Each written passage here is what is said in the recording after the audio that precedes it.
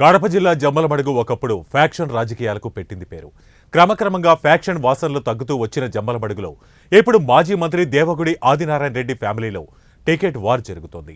జమ్మలమడుగు టికెట్పై మాజీ మంత్రి దేవగుడి ఆదినారాయణ రెడ్డి, ఆయన అన్న కొడుకు భూపేష్ రెడ్డి టికెట్ నాకని పోటీ పడుతున్నారు. పొత్తుల లెక్కలతో ఆదినారాయణ బీజేపీ అభ్యర్థిగా పోటీ చేయడానికి రెడీ అయితే, జమ్మలమడుగు టీడీపీ ఇన్ఛార్జిగా ఉన్న భూపేష్ తనకు అడ్డంకిగా మారిన ఆదినారాయణపై గుర్రుగా ఉన్నట్లు తెలుస్తోంది. బాబాయ్ అబ్బాయిల పంచాయతీని తేల్చలేక టీడీపీ అధినేత చంద్రబాబు చేతులెత్తేశారంటూ ప్రచారం జరుగుతోంది. ఎవరు పోటీలో ఉంటారో మీరే తేల్చుకోండని తేల్చి చెప్పేశారు చంద్రబాబు. సీటు నాకని ఆదినారాయణ అన్న కొడుకు భూపేష్ రెడ్డి, ఆదినారాయణ రెడ్డిలు పట్టుబడుతున్నారు.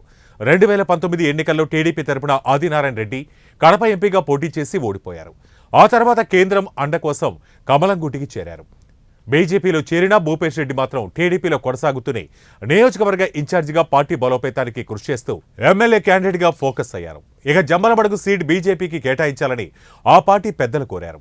దాంతో వచ్చే ఎన్నికల్లో జమ్మలమడుగు నుంచి బీజేపీ అభ్యర్థిగా పోటీ చేయడానికి ఆదినారాయణ రంగంలోకి దిగారు. దీంతో దేవగుడి కుటుంబంలో అగ్గి రాజేసింది. ఎన్నేళ్లు టీడీపీ కోసం కష్టపడితే ఇప్పుడు ఆదినారాయణ రేసులోకి రావడంతో తన భవిష్యత్ ఏంటని భూపేష్ రెడ్డికి టెన్షన్ మొదలైంది. మరోవైపు ఆదినారాయణ రెడ్డి వైపే టీడీపీ అధిష్టానం ఇంట్రెస్ట్ చూపుతోంది. రాయలసీమలో చక్రం తిప్పగలిగిన నేతగా ఆదినారాయణ అయితేనే అధికార పార్టీని ధీటుగా ఎదుర్కోగలరన్న అభిప్రాయంతో టీడీపీ పెద్దలు ఉన్నట్లు సమాచారం. మరి జమ్మలమడుగు సీటు ఏ పార్టీకి దక్కుతుందో, ఎవరు పోటీలో ఉంటారో వేచి చూద్దాం.